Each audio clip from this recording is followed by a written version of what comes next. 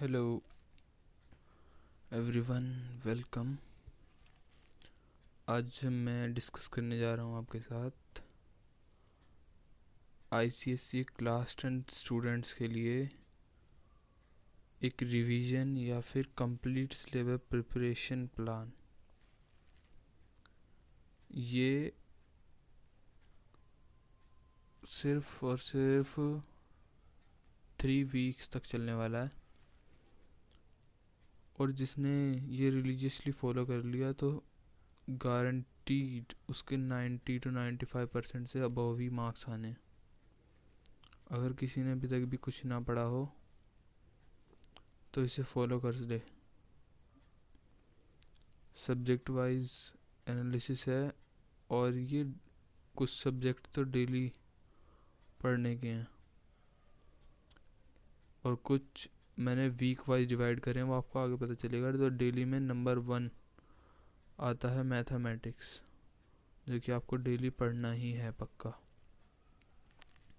Mathematics में 75 exercises हैं और रफली 75 हैं, और उसमें अगर आपने कुछ भी नहीं पढ़ा है अभी तक मैथमेटिक्स में तो सिर्फ मैथ के लिए 25 डेज करने होंगे इन्वेस्ट, और 3 एक्सरसाइज पर डे करनी होंगी आपको, लेकिन 3 एक्सरसाइजेस पर डे तो आप 75 एक्सरसाइज कंप्लीट कर पाएंगे। और अगर कुछ पढ़ रखा है, 5 6 7 चैप्टर पूरे कर रखे हैं आपने, तो फिर आप 25 डेज में 2 एक्सरसाइज पर डे, जो कि बहुत आसान है, या फिर उससे ज़्यादा भी कर सकते हैं। किसी दिन कोई आसान एक्सरसाइज, आसान चैप्टर मिल जाए जैसे प्रोबेबिलिटी, या फिर और कोई चैप्टर लीनियर इक्वेशन, तो आप 2 या 2.5 या 3 भी कर सकते हैं। इसके बाद सेकंड है लिटरेचर को कैसे करना है। लिटरेचर हमने 9th में most of the part cover कर दिया था, अबव हाफ, और 10th में भी, लेकिन हम दोनों का चल रहे हैं कि किसी ने 9th भी नहीं की अच्छे से और 10th में भी लॉकडाउन से और अब तक ऑनलाइन क्लास में कुछ भी नहीं किया। लेकिन उसे पता है, वो अब भी चाहता है कि उसके अच्छे नंबर आ जाएं 90% से अबव। तो लिटरेचर के लिए सबसे पहले मैं ये एडवाइस करता हूँ, आप चाहें तो फॉलो करें, लेकिन मेरी तरफ से तो यही है कि आपको MOV यानी मर्चेंट ऑफ वेनिस सबसे पहले कंप्लीट करनी चाहिए। इससे फ़ायदा ये होगा कि मर्चेंट ऑफ वेनिस में टीचर्स भी कहते हैं इजी क्वेश्चन आते हैं बहुत, और cut two point means question जो भी आएगा वो पॉइंट टू पॉइंट आंसर देना होगा, छोटे आंसर। जैसे कि आप देखते हैं कि अगर ट्रेजर ट्रॉव में स्टोरी में क्वेश्चन हमेशा वो बड़े वाले आता है, 4 4 8 मार्क्स की मार्किंग स्कीम होती है, और पोएम में हमें टॉपिक आंसर में टॉपिक ढूंढने के लिए स्ट्रगल करना पड़ता है। लेकिन मर्चेंट ऑफ वेनिस में अगर हमने अच्छे से करी हो, स्टोरी की तरह समझा हो, इंटरेस्ट लेके पढ़ी हो, और कुछ वीडियोस देख के यूट्यूब पे या फिर कोई मूवी देखी हो उसकी, तो फिर उससे बहुत आसानी हो जाती है उसे समझने में, याद रखने में और रिकॉल करने में। इसलिए आप मर्चेंट ऑफ वेनिस से स्टार्ट करें, और उसमें मैंने बुक मॉर्निंग स्टार की बुक है, उसमें 130 पेजेस का टेक्स्ट है, जिसमें 130 पेज में हाफ पेज में तो आपको पता ही है वो टेक्स्ट रहता है, और हाफ पेज में पैराफ्रेज यानी कि टेक्स्ट का मीनिंग रहते हैं। और तो मर्चेंट ऑफ वेनिस में 130 पेजेस ये हो गए, और एक कैरेक्टर स्केच हो गया, और फिर उसके और चीज़ें जो हैं वैसे कैरेक्टर स्केच, और इसके अलावा और कुछ है नहीं ज़्यादा। तो इसके लिए ज़्यादा से ज़्यादा आपको 10 दिन लगने चाहिए 21 दिन में से। 21 days you only need to invest only 10 days in this merchant of Venice, और उसमें आपको 15 पेज पर डे करने हैं, मिनिमम है ये सब। आप जहाँ भी देखें ना ये मिन लिखा हुआ मिनिमम, इससे कम करना बिल्कुल भी अच्छा नहीं रहेगा। आप अगर ऐसा करेंगे तो आपका ही नुकसान है, इससे ज़्यादा कर सकते हैं। उसमें भी अगर आप ये करेंगे ऐसे तो फिर आपको एक एक डेढ़ या 2 दिन मिल जाएंगे उसका रिवीजन करने में, या कुछ बच जाएगा तो उसे करने में, क्योंकि मर्चेंट ऑफ वेनिस 8 दिन में पूरी कंप्लीट हो जाएगी अगर आप अच्छे से रिलीजियसली करेंगे।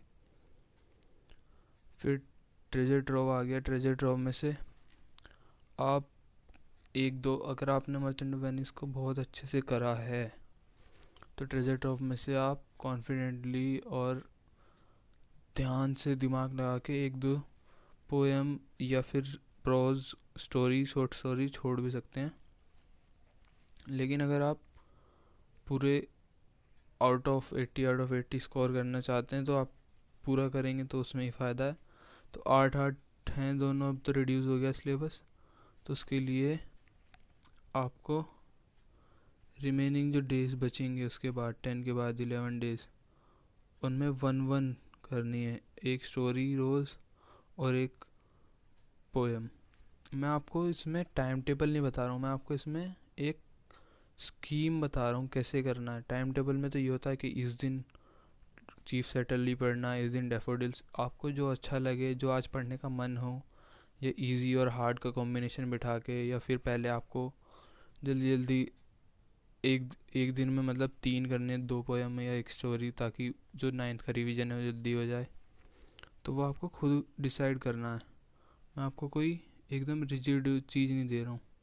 और रिमेनिंग टाइम में रिवीजन करना है आपको, क्योंकि 8 दिन या 9 दिन लगेंगे और ऊपर 10 दिन, उसमें काम बन जाएगा पूरा। तो जो टाइम बचेगा उसमें आपको रिवीजन करना है। इसका रिवीजन बहुत ज़रूरी है। और आप जानते हैं कि लिटरेचर में जो है 2 से 3 छुट्टियाँ शायद, मैं देखता हूँ 1 मिनट, लिटरेचर में नहीं, लिटरेचर में 4 दिन की छुट्टी है, तो उसमें भी आपका सॉलिड रिवीजन 1 से 2 बार हो जाएगा। अब आई बारी हिंदी की।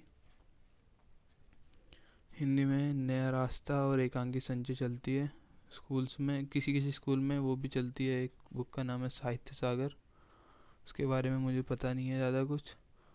उसके बारे में आप डिसाइड कर सकते हैं अपने आप, जैसा आप देख रहे हैं मैंने कैसे स्कीम बनाई है ये, उसके हिसाब से। तो इसमें भी जैसे यहाँ पे मोर फोकस यहाँ पर लिखा है किस पे करना है मर्चेंट ऑफ वेनिस में, इसमें नया रास्ता पे, नोवेल पे मैं बार बार कह रहा हूँ। वही रीज़न है कि ये एक साथ होती है, अलग अलग नहीं। अब इसमें हर एक उस, जैसे अगर मान लो ट्रेजर ट्रोव है, तो ट्रेजर ट्रोव में हर उसमें आपको अलग अलग याद करने पड़ेंगे सबके। और सबसे हार्ड तो एकांकी में है, क्योंकि सबका नाम अलग अलग हैं, लेकिन फिर भी एक से प्रमोद, विनोद, ये सब। तो नया रास्ता को एकदम, ये तो इंटरेस्टिंग है वैसे भी, इसे करना है, लेकिन कुछ ही पेज है, 94 पेजेस हैं।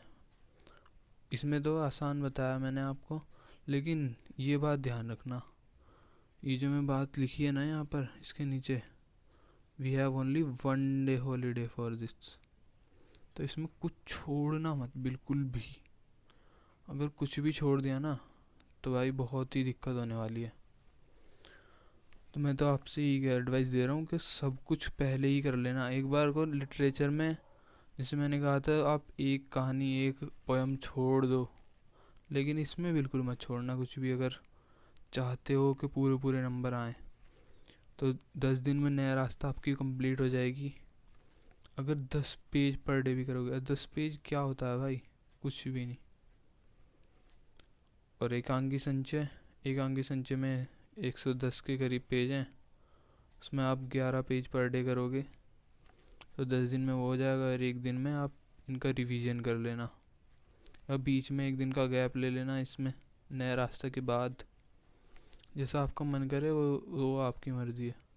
फिर आई लैंग्वेज की बात। लैंग्वेज तो बहुत लाइटली लेते हैं बच्चे, बहुत ही ज़्यादा। और लैंग्वेज में सबसे ज़्यादा नंबर कटते हैं, और कंपलसरी सब्जेक्ट है, टॉप 5 यानी बेस्ट 5 में कैलकुलेट होता ही है लैंग्वेज लिटरेचर। तो लैंग्वेज के लिए हमारी टीचर ने जो कहा है कि क्लास 8th की बुक से पढ़ना, चाहे 10th की 9th की बुक से पढ़ना मत पढ़ना भाई साहब। 8th की बुक में जो ये प्रीपोजिशन, कंजक्शन, फ्रेजल वर्ब और वर्ब फॉर्म्स और ट्रांसफॉर्मेशन सेंटेंसेस है ना, ये सब बहुत ही ज़्यादा इम्पोर्टेंट हैं, बहुत ज़्यादा।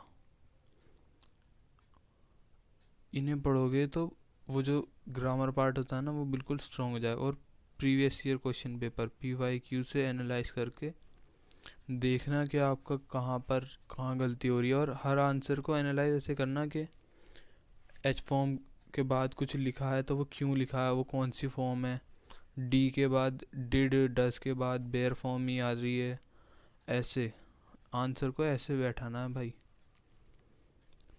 और कंप्यूटर, ये मैंने पेंसिल से लिखा था क्योंकि ये ज़्यादा वैसे नहीं है, लेकिन PDF बनाते वक्त सब एक सा ही लग रहा है। ब्लैक एंड वाइट में ये कुछ चमक नहीं रहा था, ये रेड रेड, तो कलर करने में ऐसा लग रहा है जैसे पुराने पेज पे लिख दिया हो। तो कंप्यूटर में आपको डेली एक प्रोग्राम करना है प्रीवियस ईयर क्वेश्चन पेपर उठा के, क्योंकि मुझे पता है आपने अभी तक कोई प्रोग्रामिंग नहीं छेड़ी है, और जिसने छेड़ी भी है, जिसने कुछ करा भी है, वो भी डेली एक PYQ से उठा के करना, बहुत ही ज़्यादा फ़ायदा होने वाला है उससे, क्योंकि जैसे क्वेश्चन आते हैं ना बोर्ड में उसका आइडिया लगेगा। इजी इजी क्वेश्चन आते हैं और समझ में आ जाएगा कि कैसे क्वेश्चन आते हैं। तो अब आगे चलते हैं। अभी ये वीक 1 यानी